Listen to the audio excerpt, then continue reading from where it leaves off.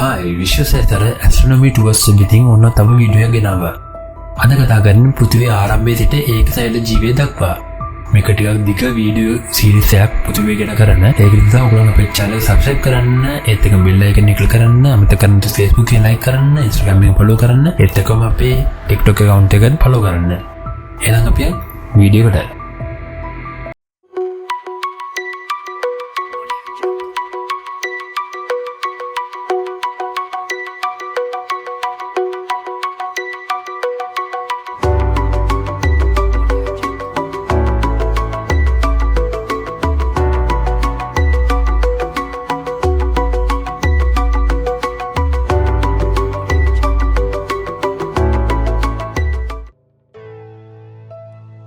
විශ්වයේ ගම්ගත් අභිලාෂ වලින් විශාලතම අභිලාෂ කුමක්ද?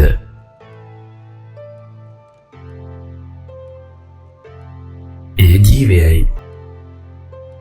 වසර බිලියන 4.5කට පෙර අපේ පෘථිවිය යනු දූවිලි හා ගල් කැබලි වලින් සැදුම්ලත් පණ නැති ගෝලයක් පමණයි. නමුත් කෙසේ හෝ එම රළු ගිනියම් වූ පරිසරයක් තුළ වඩාත් පුදුම සහගත දේ උපත ලැබුවා. ඒ පළමු ඒකශෛලීය ජීවයයි. වාසයට සුදුසු කලාපය හැබිටබල් සෝන්. පෘථිවියේ මෙම අරුප පුදුම ගමනට තීරණාත්මකව බලපෑ ප්‍රධාන සාධකය තමයි අපගේ ග්‍රහලෝකය සූර්යයට සාපේක්ෂව පිහිට ඇති ස්ථානය. ඒ හැඳින්වෙන්නේ වාසයට සුදුසු කලාපය. එහෙම නැත්නම් හැබිටබල් සෝන් ලෙසයි. මේ යම් තරුවක් වට ඇති පෘෂ්ඨය මත දියර ජලය ස්ථාවරව පවත්වා ගැනීමට හැකිවන දුර ප්‍රමාණයයි. පෘථිවිය මෙම කලාපයේ මධ්‍යයේම පිහිටා තිබෙන නිසා ඒ සූර්යයට වැඩිපුර ලන්වත් නැහැ, ඒ වැඩිපුර ඈතින්වත් නැහැ. මෙම නිවැරදි දුර ප්‍රමාණය හේතුවෙන් පෘථිවියේ ඇති වූ ජලීය දියර අවස්ථාවෙන්ම රඳවා පැවැත්මට ඉවහල් වුණා. ජීවය ඇතිවීමට මෙය අත්‍යවශ්‍ය කුණ්දේසියක්. වසර බිලියන 4.6කට පමණ පෙර සමුච්චය වීම නම් ක්‍රියාවලිය හරහා ගල් කැබලි එකතු වීමෙන් අපගේ ග්‍රහලෝකය බිහි වුණා.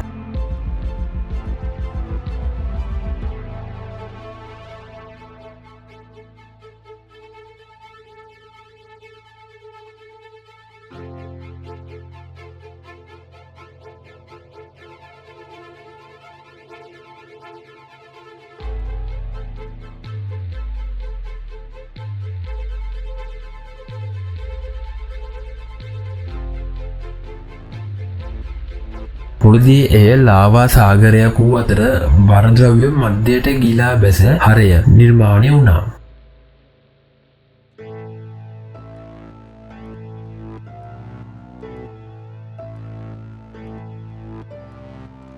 තීයා ගැටුම. වසර බිලියන 4.5කට පමණ පෙර අඟහරු ප්‍රමාණයේ ග්‍රහලෝකයක් වූ තීයා පෘථිවිය ගැටුණා.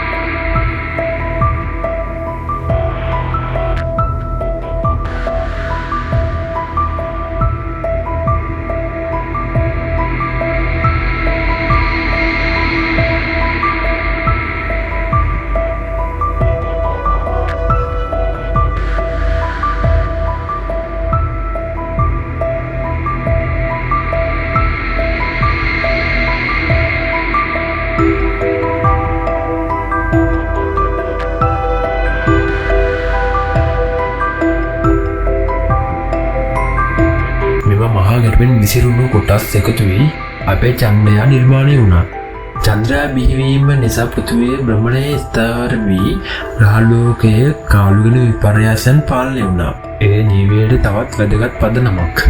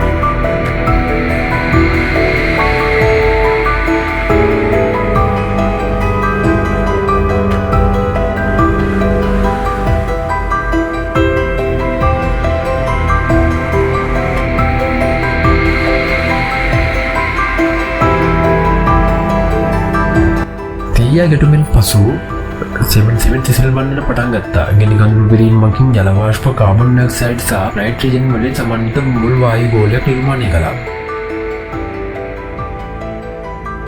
ජලයේ ප්‍රභවය සාගරයේ පෙරවීමට අවශ්‍ය දැවැන්ත ජල ප්‍රමාණය පැමිණි අභ්‍යවකාශයෙන් වසර බිලියන 4කට පමණ පෙර පසු කාලීන දැවැන්ත භූමි හෙළීම නම් යුගයේදී විශාල අභ්‍යවකාශ වස්තුන් ප්‍රමාණයක් පෘථිවියට කඩා වැටුණා.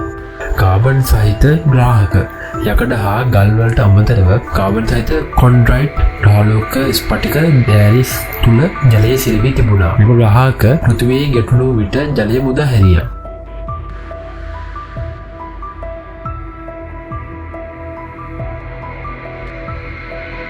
ධූමකේතු සෞරග්‍රහ මණ්ඩලයේ පිටතින් පැමිණි අයිස් සහ දූවිලි වලින් සමන්විත ධූමකේතුද සැලකිය යුතු තරම් ජල ප්‍රමාණයක් රැගෙන ආවා.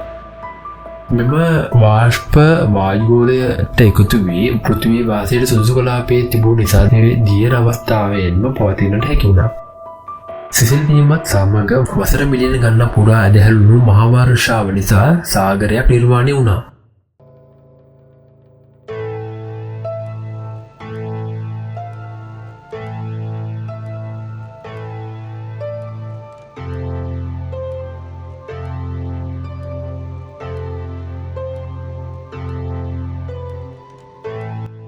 ජීවය සඳහා වූ අජීවී ජනනය නම් රසායනික ක්‍රියාවලිය ආරම්භුනේ සාගරයේ. මෙය විද්‍යාඥයන් විසින් ප්‍රාථමික සුප්පොද්ද ලෙස හඳුන්වනු ලබනවා. මුළු සාගරයේ ජලය තුළ මීතේන්, ඇමෝනියා සහ හයිඩ්‍රජන් සයනයිඩ් වැනි වායුන් මිශ්‍ර වුණා. ගිනිකඳුවල තාපය, පාරජම්බුල කිරණ සහ දැවැන්ත අකුණු මගින් මෙම මිශ්‍රණයේ ශක්තියක් ලැබුණා.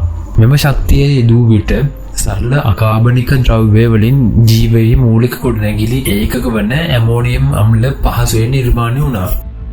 මෙම ඇමෝනියෝ අම්ල පසුව එකතු වී සංකීර්ණ ප්‍රෝටීන බවට පත් වුණා. RNA ලෝකයේ සහ ස්වයන් ප්‍රතිනිර්මාණය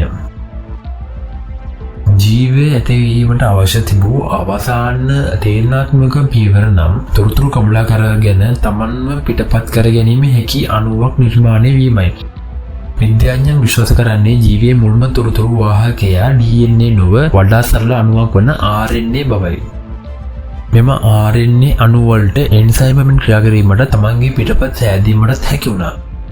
මෙලෙස ස්වයන් ප්‍රතිනිර්මාණය කිරීම හැකියාව ඇති වූ මොහොත ජීවය ලෙස අප හඳුන්වන දේ ආරම්භ වූ මොහොතයි. මෙම RNA අණු පරිසරයට අනුව වෙනස් වීමේ හැකියාව නිසා ස්වභාවික වර්ණයට මුහුණ දීමට සමත් වුණා. පළමු ඒකසෛල ජීවය ස්වයන් ප්‍රතිනිර්මාණය කරන අණුවලට සාගරයේ රළු පරිසරයෙන් ආරක්ෂාවක් අවශ්‍ය වුණා. ජලයේ ඇති ලිපිඩ නම් මේද අණු ස්වභාවිකවම එකතු වී ආරක්ෂිත පටලයක් නිර්මාණය කළා. මෙම පටලය තුළ RNA අණු සහ අනෙකුත් සංයෝග සාගරයෙන් වෙන් වී ස්ථායී පරිසරයක් තුළ ක්‍රියාත්මක වුණා. මේ බුබුල තමයි අපේ පළමු සෛලය හෙවත් ප්‍රොකරියෝටෝවා වසර බිලියන් 3.7කට පමණ පෙර පෘථිවියේ ජීවී උල්පත ආරම්භුනේ එලෙසයි. මේ සියල්ල සිදුවීමට හැකි වූයේ පෘථිවියේ වාසයට සුදුසු කලාපයේ තිබුණු ජීර ජලයේ සහිත සාගරයක් පැවතීම නිසායි.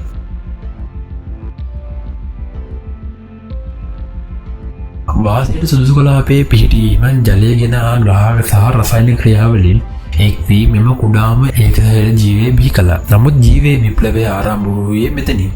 ඊළඟට සිදු වූයේ මෙම සරල ජීවීන් පෘථිවියේ මුළු වායුගෝලයම වෙනස් කර බහුසෛල ජීවය සඳහා මඟ පෑදීම. මහා ඔක්සිජන්කරණය සහ ඒකසෛල ජීවයේ සිට බහුසෛල ජීවය දක්වා වූ ගමන ගැන අපි ඊළඟ වීඩියෝවෙන් කතා කරමු. එහෙනම් ඔයගොල්ලන් channel එක subscribe කරන්න, bell icon එක click කරන්න, අමතක කරන්න නැතුව අපේ Facebook එකෙන් like කරන්න, Instagram එකෙන් follow කරන්න, TikTok account එක follow කරන්න.